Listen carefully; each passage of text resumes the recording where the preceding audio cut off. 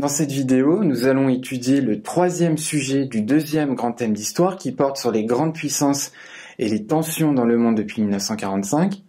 Ici, nous avons un sujet qui porte cette fois-ci sur la notion de tension que nous allons étudier dans le cadre du Proche et du Moyen-Orient depuis 1945.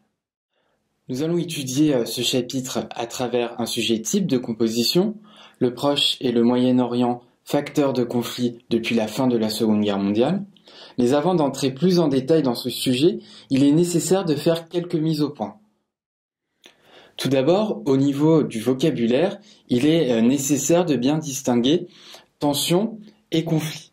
En effet, une tension désigne généralement la confrontation d'intérêts divergents, qui sont portés par des acteurs différents. Ces tensions peuvent prendre la forme d'un conflit, qui désigne cette fois-ci un choc entre ces différents intérêts. Ce choc pouvant prendre des formes plus ou moins violentes, que ce soit une guerre classique entre des armées ou un simple rapport de force ou des rivalités diplomatiques. Ensuite, tu dois être au point sur le cadre géographique de ce chapitre. En effet, au sens strict, le Proche-Orient désigne le regroupement des pays arabes de l'Est de la Méditerranée, la Syrie, le Liban, la Palestine, la Jordanie et l'Égypte, auxquels on ajoute la Turquie et Israël, tandis que le Moyen-Orient désigne une région plus vaste. Cette fois-ci au Proche-Orient, on ajoute les pays de la péninsule arabique, l'Iran et l'Afghanistan.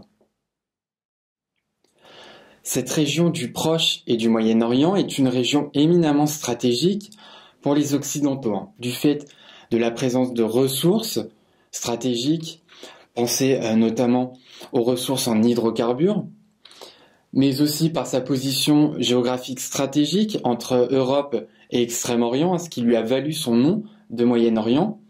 C'est aussi une région marquée par une grande diversité humaine, culturelle, sociale et économique qui est à la source de plusieurs tensions.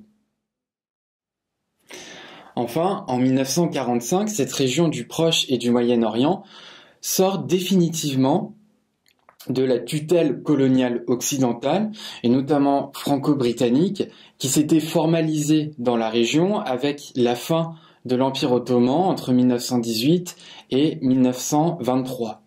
Cependant, cette région, après 1945, devient particulièrement conflictuelle, et du fait de l'investissement occidental traditionnel dans cette région, ces conflits trouvent un écho international particulièrement marqué. De ce constat découle donc notre problématique que nous allons dérouler. Pourquoi tant de conflits au Proche et au Moyen-Orient et pourquoi un tel écho international? Et pour répondre à cette problématique, nous allons adopter un plan à la fois thématique et chronologique.